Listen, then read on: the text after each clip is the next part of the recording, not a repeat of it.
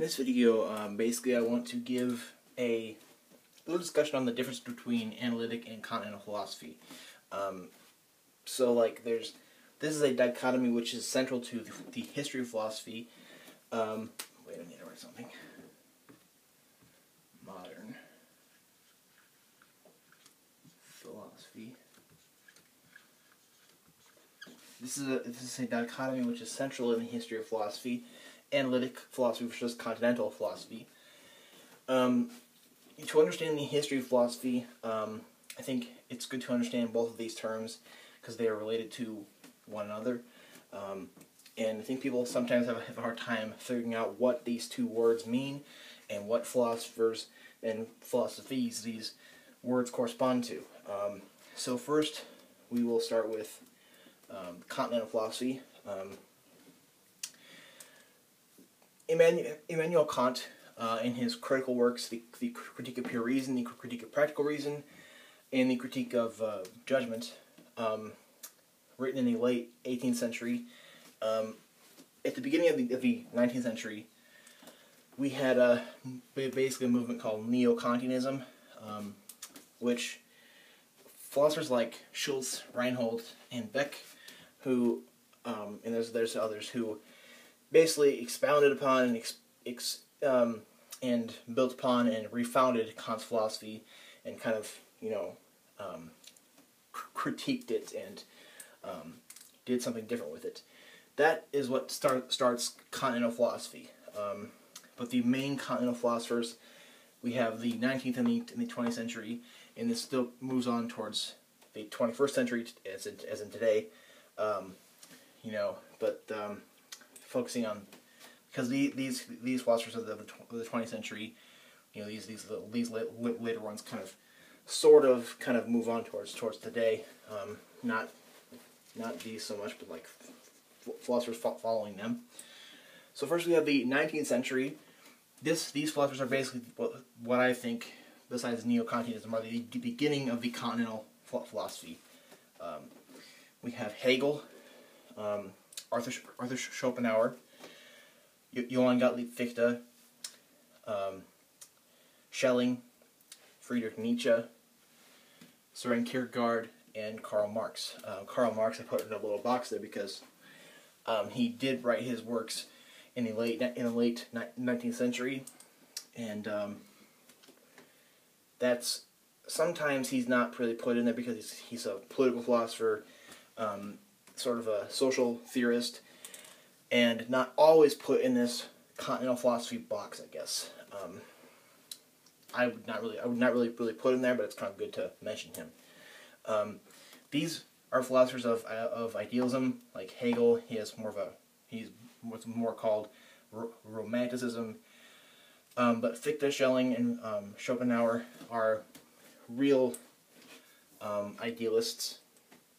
Nietzsche had his own thing in the late 19th century, and Kierkegaard. Well, these two are the pre-existentialists.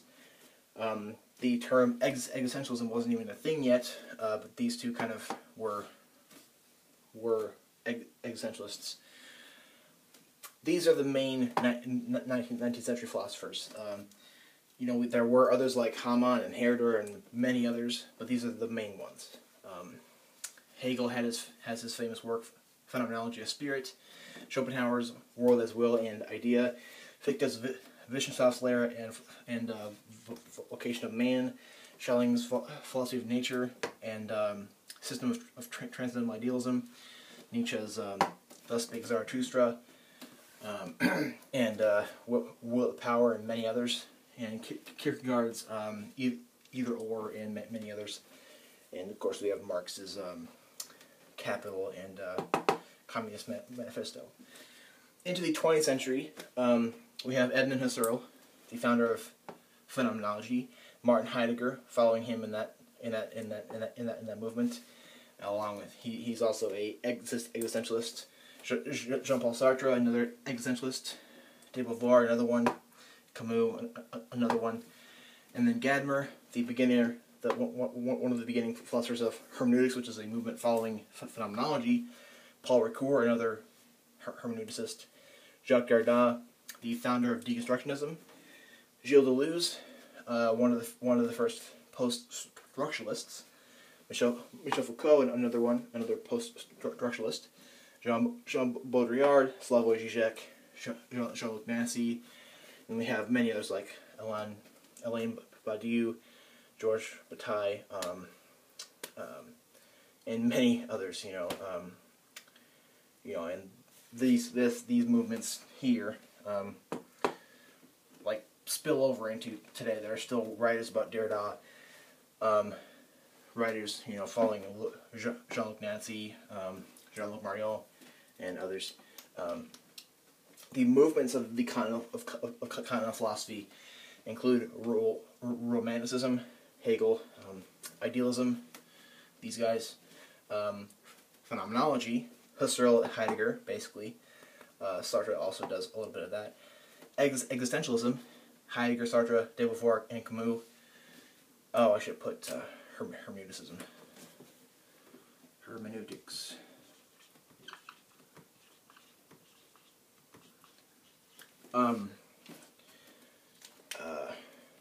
Gadamer and Ricoeur and others are the philosophy of hermeneutics.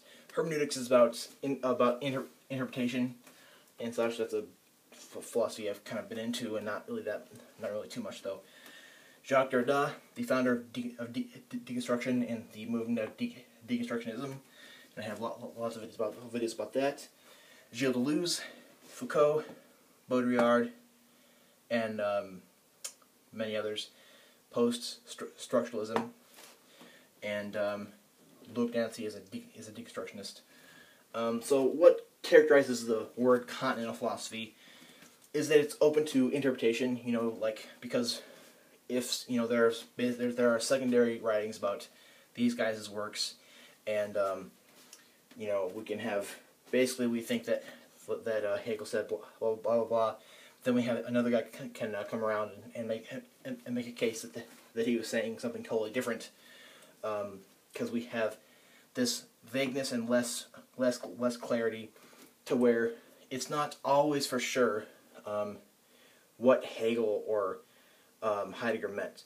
For instance, Rudolf Carnap, who was a positivist, in his article of the elimination of metaphysics through the logical analysis of language, was kind of bashing Heidegger for his meaninglessness, and basically what Heidegger wrote in his essay called Was ist Metaphysik, or what is metaphysics. He was talking about the nothing. One thing he said, a little phrase he said, is the nothing nothings. Okay, so there are interpretations as to what that can mean. Like if you read his essay, you can kind of get the gist of what he means, but their point is that when you say the nothing nothings, you don't have a distinct surety or certainty of what he's meaning. So that's kind of why this is like less clear and more vague and open to interpretation, because there's nobody has the last word on what somebody means when these writers write things, or the writings of these guys. Nobody has the real last word. I mean, sometimes there is the last word, but nobody has the real last word on what Hegel or Schopenhauer or Heidegger or even Husserl. Husserl was one that does have more clarity. He kind of has some roots in analytic philosophy, so he's a little more readable and clear, I think. Heidegger and Sartre and these guys it gets a really, Heidegger onward, it gets really hairy and kind of difficult to read, I would say, unless you can kind of get down to it and figure it all out. So continental philosophy is, outside this movement of clarity. Analytic philosophy starts in the late 19th century, and the analytic philosophy has its roots in modern philosophy, because we have people like we have rationalism. In modern philosophy, we have rationalism and we have empiricism. People like Descartes, Locke, Berkeley, Hume, Leibniz. These guys, the analytic philosophers, write a lot about these guys and talk about this movement, and carries, this mostly carries the movement of empiricism on. Empiricism is basically about judging things based on observation and experience, and rationalism is about talking about the soul, the world, and God, and talking about things that we can't verify in our experience. So in the late 19th century, we have people like Gottlob Frege, Ludwig Wittgenstein, and Bertrand Russell. Frege, before him, there was only Aristotelian logic. Frege basically changed logic, and following him, everything was changed. There are lots of resources to read, and like secondary writers, and also things online to understand what his logic and how it was different from Aristotelian logic. Wittgenstein kind of began the contemporary philosophy of language. Russell kind of renewed empiricism, talked about the problem of the knowledge of the external world. Talked about mathematics and metaphysics and his philosophy of logical atomism. So these guys started this whole kind of philosophy because it became about clarity, meaningfulness, focusing on meaningfulness and meaning, and building upon that, and figuring out what is meaningless and what can't be verified or rooted in observation, and trashing this, and building on this, because the nothings, according to these guys, this can't be exactly said to be meaningful. The logical positivists followed these guys kind of, and they started from the Vienna Circle, and we had people like Rudolf Carnap, Moritz Schlick, and lots of others, and people like A.J. Ayer, and then this whole thing kind of started in the late 20s and 30s, and sort of died out by 1950, but Carnap was trying to redo it, but it didn't really work as well.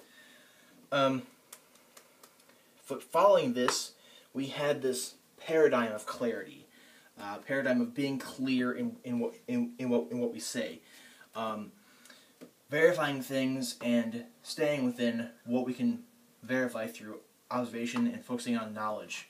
And following these guys, we had contemporary epistemology, philosophy about knowledge, contemporary metaphysics, philosophy about the world, philosophy of science, ethics, and meta-ethics, because meta-ethics focuses is about philosophy of language, metaphysics, and epistemology, and how that relates to ethics.